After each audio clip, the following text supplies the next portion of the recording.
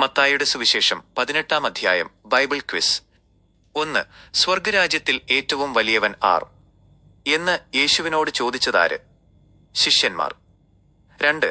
ശിഷ്യന്മാരുടെ ചോദ്യത്തിന് മറുപടിയായി യേശു ആരെയാണ് അവരുടെ നടുവിൽ നിർത്തിയത്? ഒരു ചെറിയ കുട്ടിയെ, ശിശുവിനെ. 3.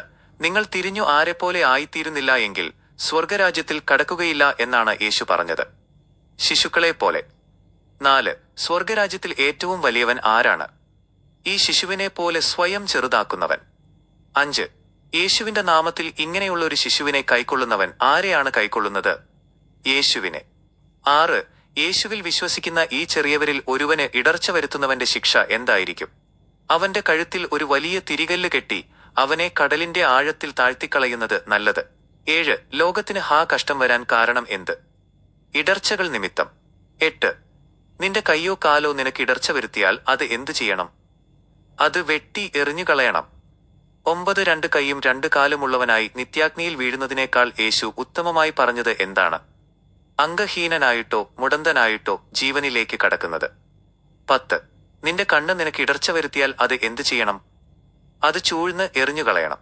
11. 2 കണ്ണുള്ളവനായി ഏത് നരകത്തിൽ വീഴുന്നതിനേക്കാൾ ഒരു കണ്ണുള്ളവനായി ജീവനിലേക്ക് കടക്കുന്നത് കൊള്ളാം. തീനരകത്തിൽ. 12. ഈ ചെറിയവരിൽ ഒരുവനെയും തുച്ഛീകരിക്കരുത് എന്ന് പറയാൻ കാരണമെന്ത്? സ്വർഗത്തിൽ അവരുടെ ദൂതന്മാർ സ്വർഗസ്ഥനായ പിതാവിന്റെ മുഖം എപ്പോഴും കാണുന്നു. 13. മനുഷ്യപുത്രൻ വന്നത് എന്തിനാണ്? കാണാതെ പോയതിനെ രക്ഷിപ്പാൻ. 14. 100 ആടുകളുള്ള ഒരു മനുഷ്യന്റെ ആട് കാണാതെ പോയാൽ അവൻ എന്തു ചെയ്യും? 99നെയും മലകളിൽ വിട്ടിട്ട് കാണാതെ പോയതിനെ തെരഞ്ഞുപോകും. 15. കാണാതെ പോയ ആടിനെ കണ്ടെത്തിയാൽ തെറ്റിപ്പോകാത്ത 99നേക്കാൾ അവൻ എന്തിൽ സന്തോഷിക്കും? അതിനെക്കുറിച്ച്, കണ്ടെത്തിയ ആടിനെക്കുറിച്ച്. 16. നിന്റെ സഹോദരൻ നിന്നോട് പിഴച്ചാൽ, കുറ്റം ചെയ്താൽ ആദ്യം എന്തു ചെയ്യണം? ചെന്ന് നീയും അവനും മാത്രമുള്ളപ്പോൾ അവന്റെ കുറ്റത്തെ ബോധ്യപ്പെടുത്തുക. 17. അവൻ നിന്റെ വാക്ക് കേട്ടാൽ നീ ആരെ നേടി? നിന്റെ സഹോദരനെ. 18. അവൻ കേൾക്കാതിരുന്നാൽ 2-3 സാക്ഷികളുടെ വായിനാൽ സകല കാര്യവും സ്ഥിരപ്പെടേണ്ടതിന് എത്ര പേരെ കൂടി കൂട്ടിക്കൊണ്ടുപോകണം? 1-2 പേരെ. 19. അവരെയും കൂട്ടാക്കാതിരുന്നാൽ ആരോടാണ് അറിയിക്കേണ്ടത്? സഭയോട്. 20. സഭയുടെ വാക്കും കേൾക്കാത്തവനെ നീ എങ്ങനെ കരുതണം? അന്യജാതിക്കാരനെ പോലെയും ചുങ്കക്കാരനെ പോലെയും. 21. നിങ്ങൾ ഭൂമിയിൽ കെട്ടുന്നതൊക്കെയും എവിടെ കെട്ടപ്പെട്ടിരിക്കും? സ്വർഗത്തിൽ. 22. നിങ്ങൾ ഭൂമിയിൽ അഴിക്കുന്നതൊക്കെയും എവിടെ അഴിക്കപ്പെട്ടിരിക്കും? സ്വർഗത്തിൽ. 23. ഭൂമിയിൽ വെച്ച് നിങ്ങളിൽ 2 പേർ യാചിക്കുന്ന ഏത് കാര്യത്തിലും ഒരുമിച്ചിരുന്നാൽ അത് ആർ മുഖാന്തരം സാധിച്ചു കിട്ടും? സ്വർഗസ്ഥനായ പിതാവ് മുഖാന്തരം. 24. എന്റെ നാമത്തിൽ 2 പേരോ 3 പേരോ എവിടെ കൂടിയാലും അവിടെ ആരുണ്ടാകും?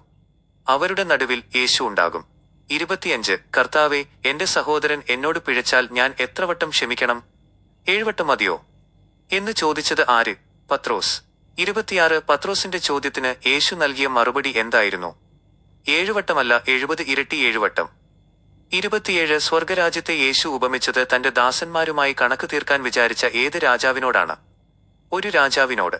28. കണക്ക് നോക്കാൻ തുടങ്ങിയപ്പോൾ രാജാവിന്റെ മുൻപിൽ കൊണ്ടുവന്ന ദാസൻ എത്ര കടപ്പെട്ടിരുന്നു? 10,000 താലന്ത്. 29. വീട്ടാൻ വകയില്ലാത്തതിനാൽ യജമാനൻ അവനെയും ഭാര്യയെയും മക്കളെയും ഉള്ളതൊക്കെയും എന്തു ചെയ്യാൻ കൽപ്പിച്ചു?